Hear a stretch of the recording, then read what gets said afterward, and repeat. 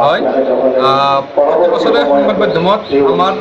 ক্ষুদ্ৰ অতি নৱত সংবাদৰ সৌজন্যত বিহু অনুষ্ঠিত হৈ আহিছে আৰু 2024 বৰ্ষত আমি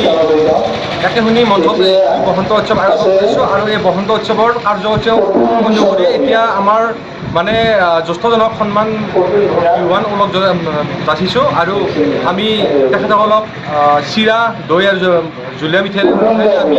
সেইটো আমি আপ্যায়ন কৰিম আৰু আমাৰ ৰাতিৰ আমাৰ বিশেষ আকৰ্ষণ আছে আমাৰ এইবাৰ ব্যতিক্ৰম ধৰ্মীয় বিগত বৰ্ষতকৈ এইবাৰ সম্পূৰ্ণৰূপে অলপ বেলেগ ধৰণৰ আমি কৰাৰ প্ৰয়াস কৰিছোঁ। এইবাৰ আমাৰ 6-7টামান আমাৰ বিহু প্ৰদৰ্শন কৰিব আৰু লগতে আমাৰ মাজত উপস্থিত থাকিব অসমৰ জনপ্ৰিয় কণ্ঠশিল্পী ছিংগাৰ ববিতা শৰ্মা বাইদেউ লগতে আমাৰ জীয়ান জোনাক কণ্ঠশিল্পী তেখেতে পৰিৱেশন কৰিব লগতে আমাৰ বাৰেৰ অসমীয়া অনুষ্ঠান থাকিব।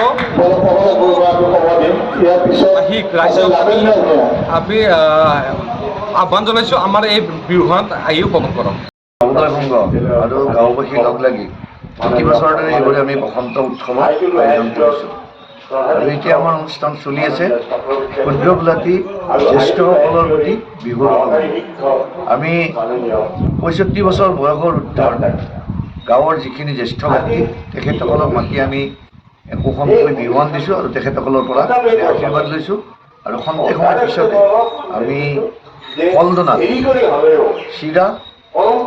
জিলা মিঠাই আৰু দৈৰে তেখেতসকলক বিহুৰ জলপান